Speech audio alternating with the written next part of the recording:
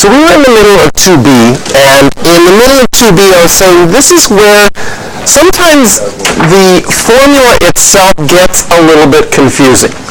So we have a formula which is Tn equals T1 plus Dn minus 1. And I'm going to hand out to you formula sheets. So we have our formula, and with our formula, we have described these things. The easy ones are as follows. I'll label the easy ones in green. This is term 1. Whoa. D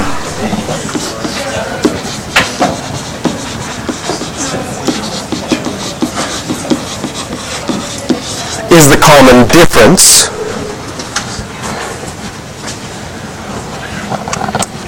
Those are the easy ones.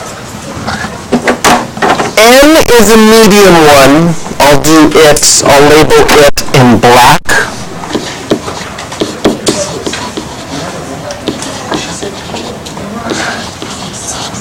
It's the term number, but sometimes it's slash.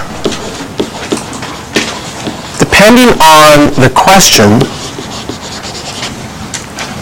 also can be the number of terms. And also sometimes confusing is this first one, the Tn, which is often referred to as the general term, but in some cases it makes sense to think of it as the last term. And because those black ones sometimes have different meanings, it can cause some confusion and can cause people to be like, how do I do this question? Okay? The other thing about Tn is there's a T and an N, but it represents one thing. It's a term. If N is 3, if the term number is 3, then it would be T3, the third term, and it's an actual number. Okay? The T and the N aren't different numbers. It means one thing together, even though there are 2 letters as part of it. And that can be confusing, because most of the time up till now, if you've had variables, you have like x equals something, y equals something. It's just been one letter. And now this means one thing, but there's 2 letters for it. Okay? The T is because it's a term, and the subscript, the little n, is specifically which term it is. So in part B, we want to find out which term of the sequence has a value of 220. So right now, we know that term 1 is 3, term 2 is 10, term 3 is 17, term 4 is 24, and somewhere down the line is 220, and we want to find out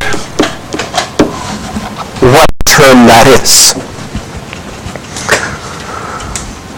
So this is one of those situations where if I think of this ending at 220, I can use the second words that I've had here to describe things. If my sequence ends at 220, then 220 would be my last term. Does that make sense? And whatever n is for 220 will not only be the term number for 220, but it would also represent how many terms I have. For example, if the term ended at 24, does it make sense that there are 4 terms in that sequence? So this n usually represents term number, but in this case, if it's your very last term that you're talking about, it also represents the number of terms. And I find if we think about this question in that way, we don't get as hung up with the notation.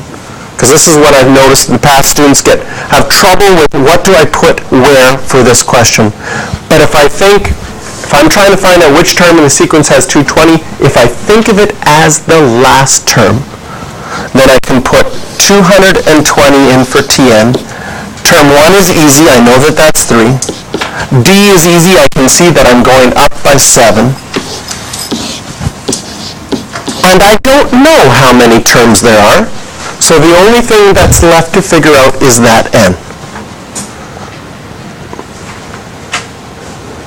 And students find this difficult because they say, how can I write 220 for Tn when I don't know what n is? Well, we don't know which term 220 is, right? But we do know that that last term is 220. And now it's just a matter of rearranging this. Move the 3 over. I'm going to get 217 if I distribute this. 7n minus 7. I can add 7 to both sides.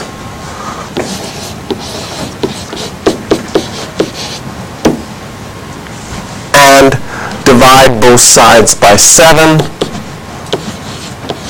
And this is the same answer that we got yesterday, but there it is again. It's going to be